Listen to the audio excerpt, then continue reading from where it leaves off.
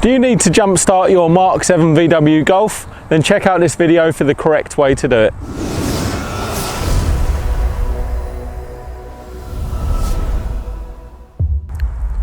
Hi there guys, welcome back to another Ross Perry Productions video, and welcome back to another video on the lovely 2015 Golf GTI. This is actually the performance edition and it is a Mk7, and this process should be the same for all Mk7s.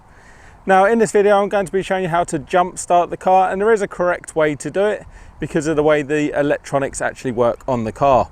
So to do this, obviously we're going to go underneath the bonnet, and you can see I've already got mine popped there, but if you don't know how to do that, just go into the driver's side and pull this lever here. Once you've done that, we're just going to put our hand in above the VW badge and we're going to squeeze that lever up, and that allows us to open up our engine bay.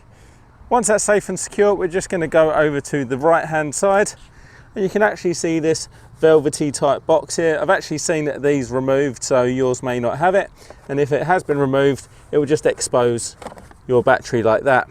Now more often than not you actually have a cover over the positive terminal, but that's not how they do it on these cars. That's our positive terminal there. They actually have a cover over the negative terminal over here. Now like I say, it is a little bit different on this car because we can't just put jump leads straight onto both battery terminals. So on some cars you'd obviously just connect the negative to the negative and the positive to the positive, but on this car it's a little bit different just because of the way the electronics work. So what we're going to do is we're going to put one lead, which being the red lead, from this positive over to the positive of the other car, and then the negative is actually going to go on this tab over here. So we'll go the black lead from here over to the negative on the other car, or if the car's set up the same way, we'd actually go from this point over to the same point on the other car. And then you can just go ahead and start the car and hopefully get home safely.